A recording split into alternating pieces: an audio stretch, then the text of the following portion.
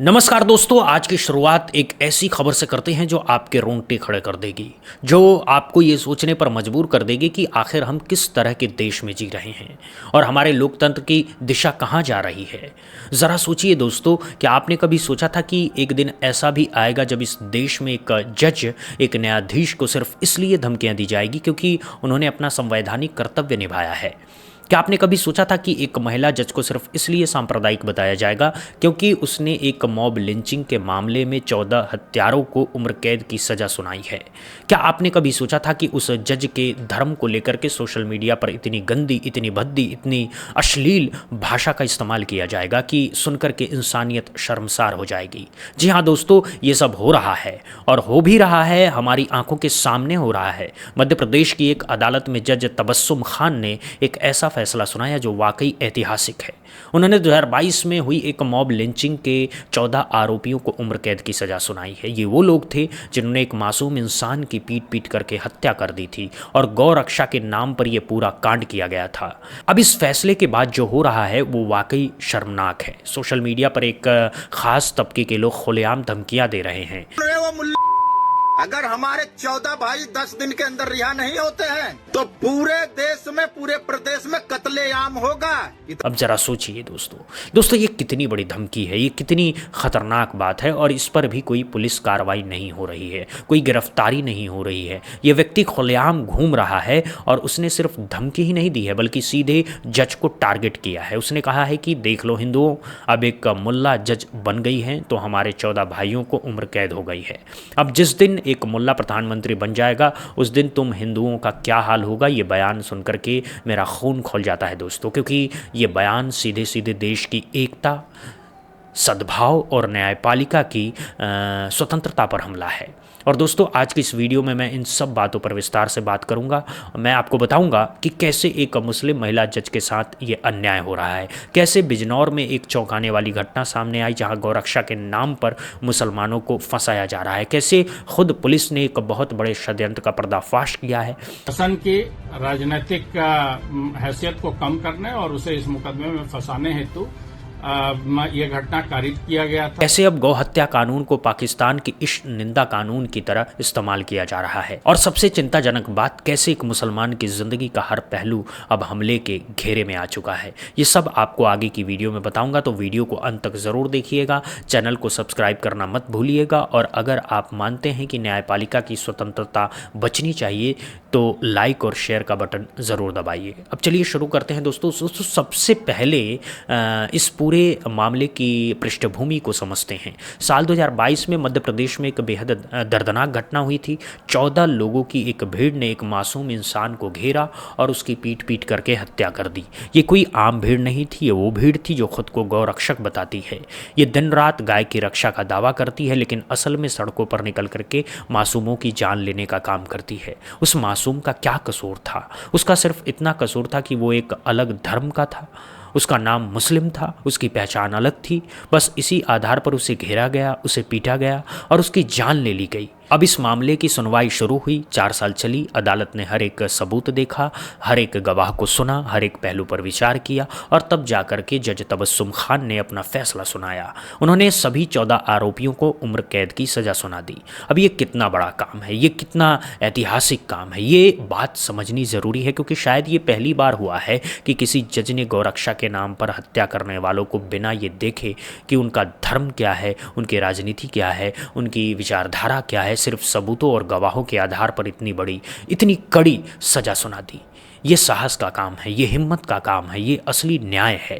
लेकिन इस ऐतिहासिक फैसले के बाद जो हुआ वो बेहद शर्मनाक है। जज तबस्सुम खान का जब नाम सामने आया, जब लोगों को पता चला कि वो एक मुस्लिम महिला हैं, तो सोशल मीडिया पर तूफान आ गया। सुन रहे हो मुल्ला, अगर हमारे 14 भाई 10 दिन के अंदर रिहा नहीं होते हैं तो पूरे देश में, पूरे प्रदेश में कत्लेआम होगा। इतना याद रखना। और हिंदुओं देख लो कि जो गौ हत्या करता है वो मुल्ला खुलेआम घूम रहा है और आज एक जज बन गई है तो हमारे 14 भाइयों को आजीवन कारावास हो गया है। जिस दिन एक मुल्ला पीएम बन गया तो तुम हिंदुओं का क्या हाल होगा। एक मुस्लिम महिला जज बनी है तो हमारे 14 भाई आजीवन कारावास। अब बात यह है दोस्तों कि अगर एक जज भी सुरक्षित नहीं है इस देश में, अगर एक न्यायाधीश को भी अपने धर्म की वजह से ऐसी धमकियां मिल रही हैं, तो आम जनता का क्या होगा, आम मुसलमान का क्या होगा। अब एक और बहुत गहरी बात समझिए, इस देश में जो आज माहौल बनाया गया है उसमें कोई भी मुसलमान अब सुरक्षित नहीं है। अगर आप विक्टिम हैं तो आपको दिक्कत है, अगर आप जज हैं तो आपको दिक्कत है, अगर आप पुलिस वाले हैं तो आपको दिक्कत है, अगर आप पत्रकार हैं तो आपको दिक्कत है, अगर आप सामाजिक कार्यकर्ता हैं तो आपको दिक्कत है। यानी मुसलमान होना ही एक तरह का अपराध बना दिया गया है। अगर आप किसी भी पेशे में हो, किसी भी पद पर हो, आप पर हमला हो सकता है, आपको बदनाम किया जा सकता है, आपके खिलाफ अभियान चलाया जा सकता है, और ये बहुत खतरनाक बात है। ये किसी भी लोकतांत्रिक देश के लिए बहुत बड़ा खतरा है, क्योंकि जब एक समाज का इतना बड़ा हिस्सा असुरक्षित महसूस करने लगे तो उस समाज की नींव खोखली हो जाती है, और जब नींव खोखली होगी तो पूरी इमारत यानी पूरा देश एक दिन गिर जाएगा। अब बात करते हैं उस घटना की जिसने ये पूरे देश को हिला करके रख दिया है और जिसने ये साबित कर दिया है कि गौरक्षा कानून का दुरुपयोग किस हद तक हो रहा है। ये घटना है उत्तर प्रदेश के बिजनौर की। बिजनौर में एक खेत में अचानक से कुछ लोगों को एक मरा हुआ बछड़ा मिला, गाय का बच्चा, जिसे कथित तौर पर काटा गया था। अब जब ऐसा कुछ होता है तो होता क्या है, कुछ हिंदू संगठन तुरंत आगे आते हैं, विरोध प्रदर्शन शुरू हो जाता है, माहौल गर्म हो जाता है और मीडिया में चिल-पुंग मच जाती है।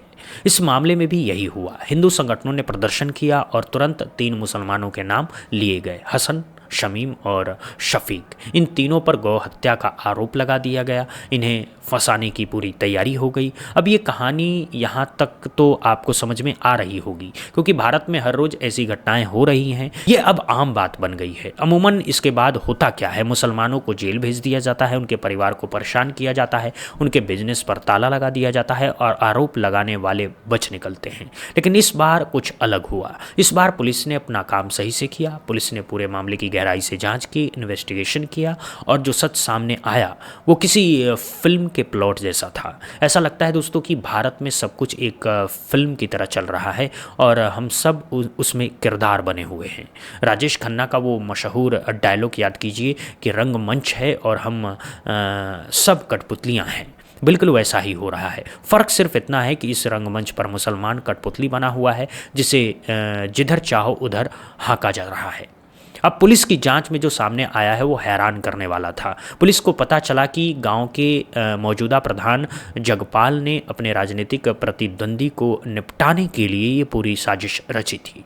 हसन उनके राजनीतिक प्रतिद्वंदी थे और हसन की राजनीतिक हैसियत बढ़ती जा रही थी। अब अगर हसन और बढ़ जाते तो जगपाल के लिए खतरा था। इसीलिए जगपाल ने अपने भाई किरणपाल, अपने साथी लाला, खेत के मालिक राम अवतार, ब्रह्मपाल उर्फ शांता और फैज नाम के एक व्यक्ति के साथ मिलकर के ये पूरी साजिश रची। उन्होंने जानबूझ करके एक बछड़े को मरवा करके हसन के खेत के आसपास फेंक दिया ताकि हसन और उसके साथियों पर गौ हत्या का आरोप लग जाए और ये राजनीतिक प्रतिद्वंदी हमेशा के लिए जेल पहुंच जाए। सोचिए दोस्तों, कितनी गहरी साजिश थी, कितना घटिया षड्यंत्र था। राजनीतिक दुश्मनी निकालने के लिए एक धार्मिक भावना का इस्तेमाल किया जा रहा था। गौरक्षा के पवित्र नाम का दुरुपयोग किया जा रहा था। और सबसे बड़ी बात यह कि अगर पुलिस सही जांच नहीं करती तो ये तमाम मासूम लोग जिंदगी भर जेल में सड़ जाते, उनके परिवार बर्बाद हो जाते, उनकी इज्जत मिट्टी में मिल जाती। अब इस मामले में पुलिस ने 5 लोगों को गिरफ्तार किया है। जून के सुबह में थाना नूरपुर क्षेत्र के ग्राम चांगीपुर से पुलिस को एक गोवंशीय बछड़े के गोवध की सूचना प्राप्त हुई थी। मुखबिर की सूचना के आधार पर एक अभियुक्त फैजान की गिरफ्तारी की गई, जिसे घायलावस्था में सीएससी नूरपुर दाखिल कराया गया था। हसन की राजनीतिक हैसियत को कम करने और उसे इस मुकदमे में फंसाने हेतु यह घटना कारित किया गया था। पूरे प्रकरण में मौजूदा ग्राम प्रधान, उसके भाई फारूक, फैजान, साथ ही जिस खेत में गोवंश प्राप्त हुआ है उसके मालिक एवं गोवंश लाने वाला व्यक्ति शामिल पाया गया। अभी तक कुल 5 अभियुक्तों की गिरफ्तारी की गई है, जिसमें मौके से गिरफ्तार फैजान, ग्राम प्रधान, उसका भाई, खेत मालिक एवं बछड़ा लाने वाला व्यक्ति गिरफ्तार है। 3 अभियुक्त मौजूदा समय में फरार हैं, जिसमें फैजान का पिता फारूक और घटना में शामिल 2 अन्य व्यक्ति सलमान और जुबेर हैं। पूरे घटना का उच्चाधिकारियों द्वारा सतत अनुश्रवण किया जा रहा है। संपूर्ण विधिक कार्रवाई समयबद्ध रूप से पूर्ण की जा रही है। शीघ्र ही फरार अभियुक्तों की गिरफ्तारी करके घटना को निस्तारित किया जाएगा। अब आइए इस पूरी कहानी का सबसे महत्वपूर्ण पहलू समझते हैं। गौ हत्या कानून का अब किस तरह से दुरुपयोग किया जा रहा है। ये कानून बनाया गया था गायों की रक्षा के लिए, ताकि अवैध रूप से उनकी हत्या को रोका जा सके। ये एक धार्मिक भावना से जुड़ा हुआ कानून है, क्योंकि हिंदू धर्म में गाय को माता का दर्जा दिया गया है। लेकिन अब इस कानून का इस्तेमाल किस तरह से हो रहा है। इस कानून का इस्तेमाल मुसलमानों को निशाना बनाने के लिए हो रहा है। इस कानून का इस्तेमाल राजनीतिक प्रतिद्वंदियों को निपटाने के लिए हो रहा है। इस कानून का इस्तेमाल बिजनेस पार्टनर्स को धोखा देने के लिए हो रहा है। और इस कानून का इस्तेमाल आम मुसलमानों की ज़िंदगी को नरक बनाने के लिए हो रहा है।